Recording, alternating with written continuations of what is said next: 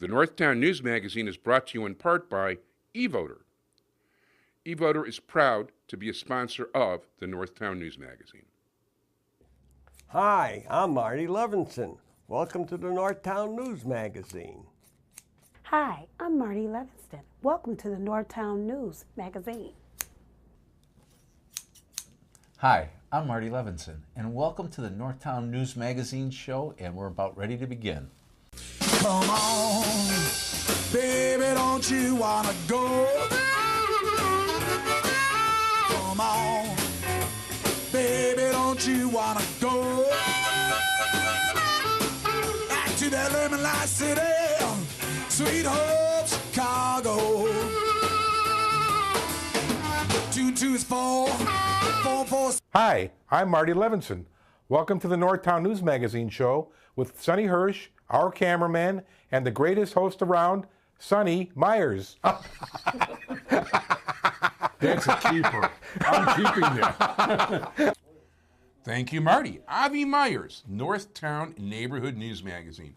Presentation of Sonny Hirsch and myself. Dial us up on the World Wide Web, www.ntnm.org. Community policing maybe have less personnel, but the fact is there are still regular meetings, and you can meet the police officers that actually patrol your street.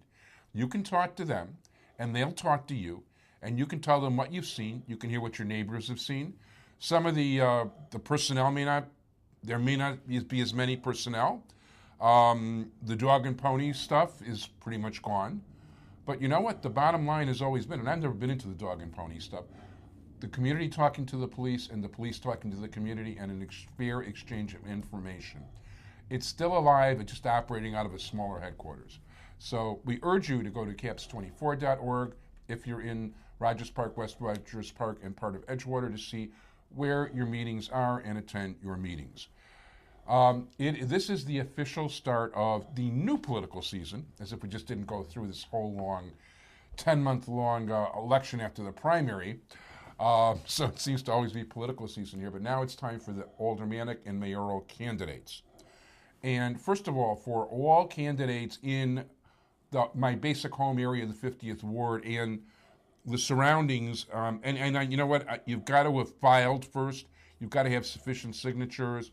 You know, I'm not going to get into a situation where you're going to get taken off the ballot and I'm going to put you on the air. But every single candidate in the 50th Ward, in particular, and just about most of the other North Side wards, I'm going to cover. Everybody gets to be on TV, and since I know all the other 50th Ward candidates are watching the show right now, and I know they are, and they're probably re-watching it on YouTube several times, trying to see what they can come up with, whether it's Deborah, or Mike, or Ahmed, or Tom, or Greg, or somebody else getting petitions I don't even know about. Every single one of you is invited to the show. You don't have to wait for my invitation. Give me a call. I'll put you on the next time I'm filming. We'll take all the mayoral candidates also. Anybody that can get 25,000 petitions signed and stay on the ballot deserves to be on the show. 12,500. But you need 25,000 to, if you don't file 25,000, you're not going to get on the ballot. So anyway, my guest to kick off political season is the most popular guest on the show. Target.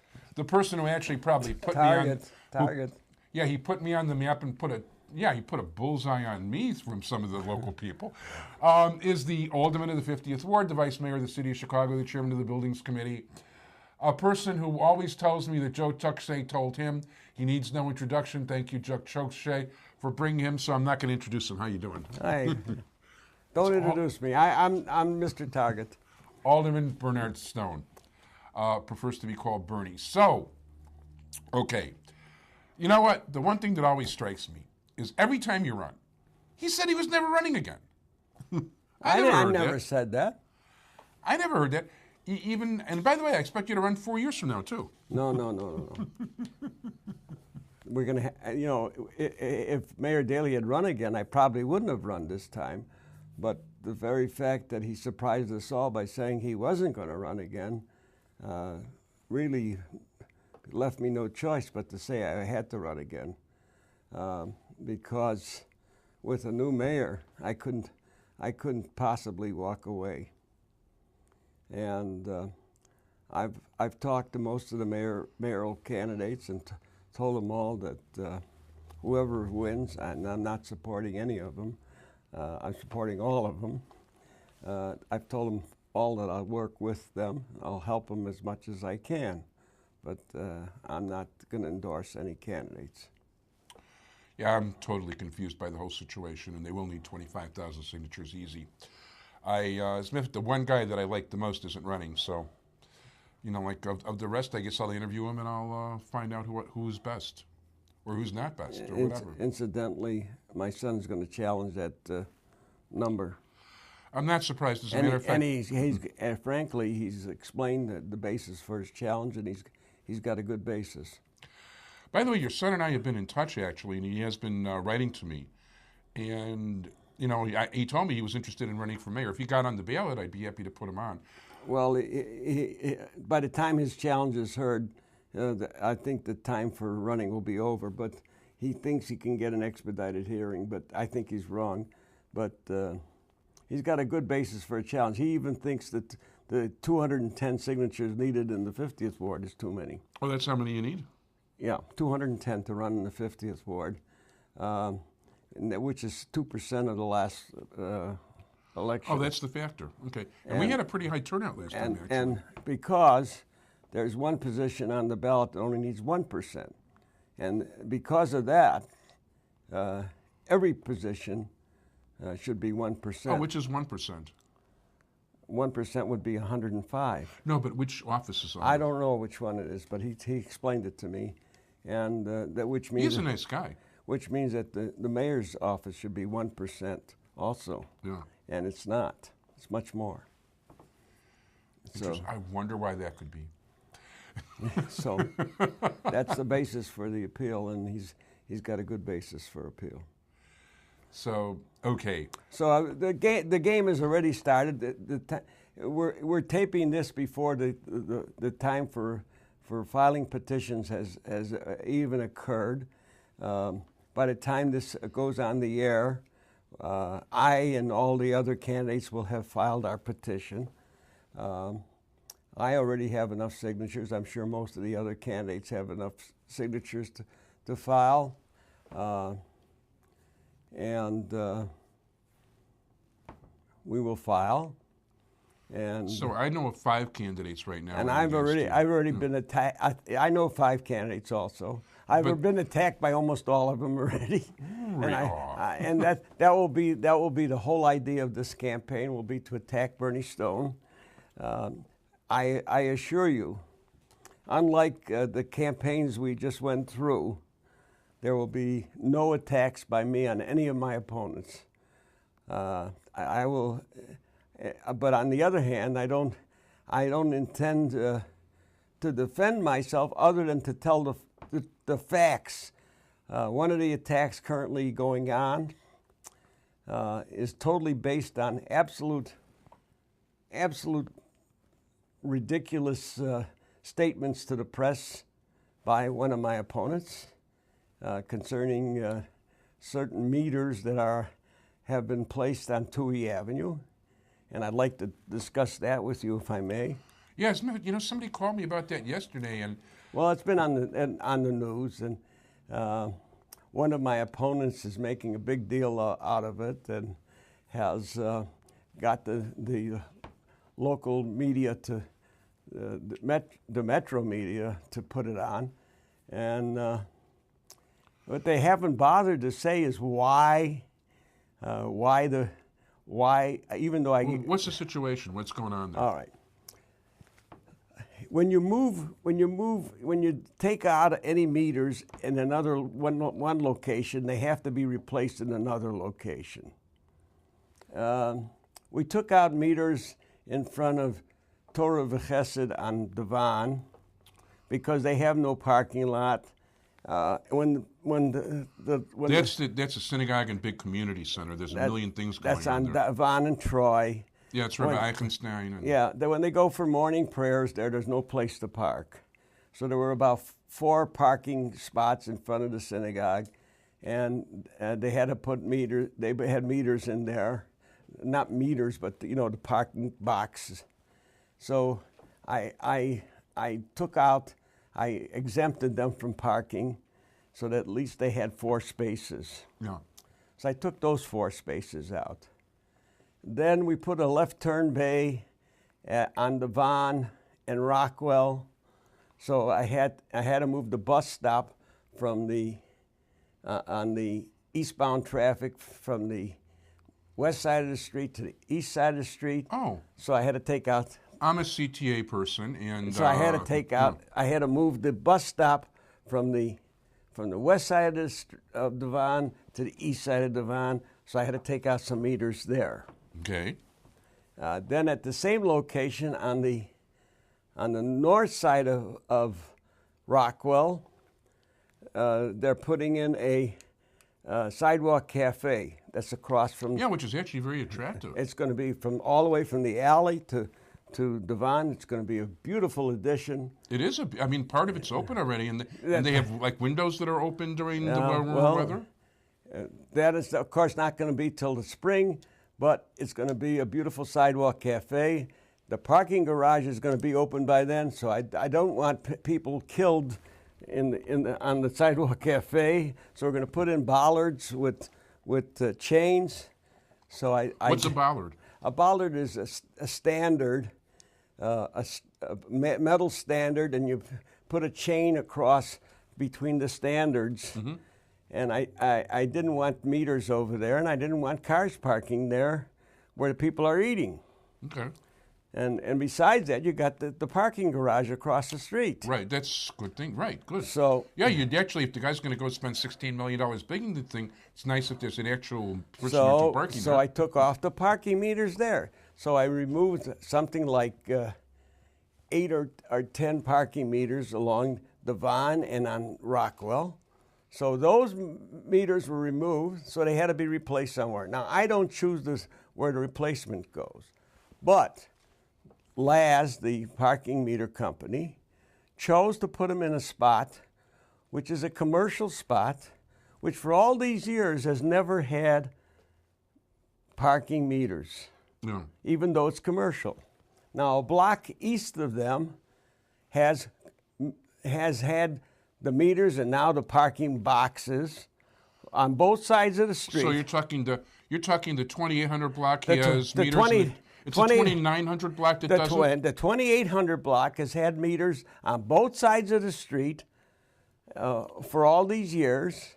So it's and now has been replaced by the parking boxes. Yeah. So the south side of Tui, which has commercial premises, has never had meters. Right, Tel Aviv, Koltui. Yeah. Okay. North Shore Bakery has never Eastern had. style pizza. So all these places have never had meters. But on the north side of the street, which is residential, has no meters, still has no meters. So on the south side of the street, they put a few parking boxes. Okay. The world came to an end because now they're being treated the same as the 2800 block. So my response was, well, they've been lucky up to now, so now they're being treated the same as everybody else. So they say they're being put out of business. Well, I don't think they're being put out of business. Everybody else has existed with them up until now, and they've had the advantage of not having them. In fact, they still have the advantage of not having them on the north side of the street. And this has become a political thing. Well, I don't think it is. So, okay, so it was. And frankly, I didn't choose the site. Yeah. But it's become a political target. Well, anything I do will be a political target. You think? This is the political season. Boy, what a shock. But, I mean, they don't want to choose. This last 4 years has been probably my most successful 4 years of the 37 and a half years I've served. I have had the opportunity to serve this community, and I'm very proud of what we've done over the last 4 years. And I'm not going to apologize for what we've done over the last 4 years. I've been attacked for Devon Avenue. Devon Avenue is the one major business street in Chicago that has construction going on it. There's construction going on all over the 50th Ward. Aldi's just opened up on California. They've tripled the size of their store. Walgreens just opened a brand new store on Western Avenue. 2 buildings, besides the parking garage at Devon and Rockville, 2 buildings are under construction on the 2600 block of Devon. There's no other business street in Chicago that has, during this terrible economy, has this kind of growth. By the way, the Dominic's on Ridge, too. It took me 2 years to convince Dominic's to reopen on Ridge, but it didn't come back on its own. It's a big, beautiful store. It's a gorgeous store. It's twice as big as it was before, and it's a beautiful store. You know, I've worked very hard on commercial. I've put $4.5 million in SPIF money. That's Small Business Improvement Funds. $4.5 million have been put in SPIF money, and we're being on Devon Avenue alone, where small businesses can improve their businesses. And this is not loans. This is outright grants to small businesses. And it's done out of the tax increment financing. And small businesses have taken advantage and have improved their businesses out of this funding. So if you want to talk about tax increment financing, this shows that it has a value. I'm told by our commissioner that our tax increment financing district, through our SPIFs, has been the most successful SPIF operation in the city. So you think I'm gonna complain about the new school that we built? Had you had an opportunity to go into that school? I haven't been inside, and as a matter of fact, if you didn't bring that up, I was going to bring it up, so go ahead. And that was built with tax increment financing money. Which reminds me, Ben Jarowski never confirmed my friendship on Facebook. I'm still crying. You haven't either, by the way. Well, you know, I've been a little busy, and I haven't had an opportunity really to work the social Facebook, network. Yeah. Oh, one thing I want to give people you know, like if you want to check into the race, type in 50th Ward, and you'll see what's going, and you'll see the likes, dislikes, the whole shot. You'll see the likely victims, and I keep a daily scorecard, and I can't say it's that interesting, but it's there. So anyway, okay, so let's talk about this. The one thing I do know is this, because for those who know me, I live 2 doors from Boone School, you know, on the Pratt side. And the lack of traffic when the kids get in and get out is unreal. It's so much less traffic than in past years. They haven't needed the sawhorse, all the sawhorses they've used in past years. We have less people showing up at the cast meetings because they're not complaining about all these crazies, you know, trying to go halfway backwards down the street with young kids and older people. So I know from my standpoint, but tell me about the new school. I don't know anything about the new school. Well, the new school, except it's open. The new school is open. It's a gorgeous school. Its facilities are, to all those people in the immediate vicinity that complained about it, its facilities are open to those people in the community for use, with the exception of the classroom portion. You know, you can close off the classroom portion of the school. You can use the cafeteria portion, the library portion. You can use the gym portion. All of that that can be used by the neighbors for meetings and things of that nature. And the first question, they had the neighbors come in to view the new school, and the first question they asked, can we use the gym? Can we have meetings here? Of course they can. And these facilities are open to them. The library is open to them. The art room is open to them. You're amazed at how gorgeous this school is. I knew it was going to be great, but I didn't realize just how great it is. It's, of course, helped Boone. It's helped Clinton in taking away some of their overcrowding. That's And how many students are in the new school? At this point, there's about 600. We expect it to go as high as maybe 800 or 900. It handles the students west of California that were currently in Boone and in Clinton. Is anybody being bussed in there? No, this is strictly a neighborhood school. Okay. Some of the opposition had come from some of the let's see, the synagogue. One synagogue was renting space to the school. St. Tim's was renting space to Clinton. It's like $100,000. The Or Friendlies over at- Talent was renting space. So and Kins was renting space. So that they're not renting any space any longer because the school has picked up the additional space that they needed. But kids in their neighborhood are benefiting from it. It also saves the city of Crossing Guard on North Shore in California. Well,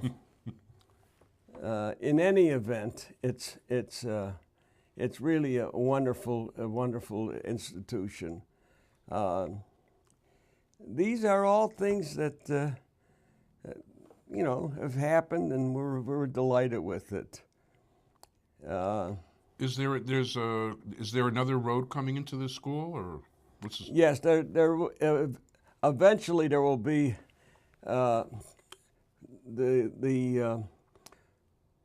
they're working on getting a road from the gas company to come in from Kedzie. They haven't worked out, the Public Building Commission is working out an easement with the gas company, and there'll be a road that will circle around towards the back of the school, and so they can drop off the kids. We really need it because there are a lot of kids south of school, and of course it also services Winston Towers. Winston Towers, the demographics at Winston Towers has changed considerably too. At one time, Winston Towers was mostly senior citizens. Now there's a lot of young kids in Winston Really? Towers. I mean, on my floor at one time there were no kids at all. Now there's something like 4 families with young kids on my floor. I saw a place in your building that was advertised for so cheap, I gotta shake my eyes to make sure I didn't need new the glasses. prices have gone down considerably. Even though our taxes have gone up, our prices have gone down. I should have asked Joe Barrios, who you had on the program. I should have asked him about that. I hope he's going to correct that. I never understood how Houlihan kept raising our taxes when our values were going down, and he kept raising our valuation. I've never figured that out. I'm not going to disagree with you, and I happen to like Joe Barrios. Yeah, I like him too, and I'm hoping he'll correct that error. Yeah, it's funny because I was reluctant in the beginning with him, and everybody kept telling me what a straight shooter he was, even though some of those guys who were telling me that wound up going for Claypool, who to me was basically wolf in sheep's clothing. But that's me, not you, and this is your show, so go ahead. In any event, we're also working with a group with respect to one of the things I've been criticized about was Devon Avenue. I'm being criticized that businesses are closing. Yeah, businesses are closing. We got a bad economy. I don't think people understand that. But yeah, it's not just, first of all, you've got building going on in Devon. When I look on Dempster, I get freaked out. Well, that really scares the hell out of me. Well, and if you go further north into some of the rich suburbs, be it Northfield or in that area, there's places that... Well, I read a story about the bookstore on Devon and how he was closing because of the meters. Well, 5 years ago, he told me he was moving and the meters hadn't been sold 5 years ago. And so I don't understand. Yeah, he was moving to that center on Tui where the garden fresh was supposed to come also. Exactly. And he told me he was moving 5 years ago. So I didn't understand that one. So then that thing failed, and he had sold the property. Now in the meantime, we have a bookstore ready to move into his store when he moves. The only trouble, I didn't know that. The only trouble is that we can't find the new owner of the building. We know he lives on Hood, I think the 1900 block. We know his name is Siddiqui. Okay. But not the same as the... No, not the guy that's building on... No, Siddiqui's like Smith or Jones, that's I guess, right. in Pakistan. Yeah, but we can't find him. And we Mr. Siddiqui, if you're listening to this program, call us because we got a tenant for you if we can find you. Oh, and by the way, there's a new kosher restaurant too that moved in, Devon Fish and Pizza. That's right. Which is a weird name, but well, they moved into Morgan's. It was this group led by from the Great Chicago. Yeah, there was this group led by Rabbi Glenner, who found this bookstore too. Nice. And they got the guy to move into Morgan, who went bankrupt. Yes, Sidney Glenn has been very proactive in trying to get Jewish businesses on Devon, and I give him a lot of credit for it. And he's been working with me, and his son has been working very closely with me. We're working on this group also asked me to remove the benches between California and Kedzie, because during the day they're fine, but at night we get some people who we don't necessarily want on Devon congregating on the benches. And by the way, being a walker, and I do shop there, I mean, I want to tell you, on Halloween, if I wanted to say trick or treat, I hate to think what was going to happen. Well, in any event, we removed the benches, and we're working on hanging planters from the posts there, and I'm working with this group on these various things, and I think they were also we still were hoping to work with the chamber and the SSA on other improvements along Devon east of California. But, yeah, and I want to give a shout out to Amy Zander, who's done a great job over there. Yeah, Amy is, the head of the chamber and also the head of the SSA. And Amy always has worked with us. But in the meantime, these are things that we're really working hard on this, and we're really working to replace it. We've also targeted another area on Devon, which I'm not going to mention, for a potential of removing some existing structures and bringing in new businesses, which Glenner's son is working with me on. And we have a lot of plans in the works. So it sounds good. Anyway, we're at the 1 minute warning. Okay. So if people would like, and by the way, I want to thank Joe Chuck J for bringing you, who I think I already thought. But if people want to contact your campaign. Well, the campaign, I haven't got a campaign number yet, but they always can contact me on the Aldermanic number, which is 773-764-5050. And just to make sure, because you know what, I know the complaints I'm going to get from people, that is not a city number, right? No, that's our number. That's your office number, right? Yeah. Oh, and we didn't even talk about Election Day, but you know what? Next show you should bring that up. That was an interesting story. Well, the interesting part of that story was everybody was calling my office because, unfortunately, the committeeman's office was not open. Which on Election Day, you usually wouldn't want to do that. It'd be a good thing to be open. In any event, I want to leave some room for some hi. I'm Marty Levinson, so I want to thank my guest, Alderman Berny Stone. Thank you very much. And I look forward to seeing you again as the campaign goes forward. Thank you. Thanks, everybody. Thanks, Sonny. Bye-bye.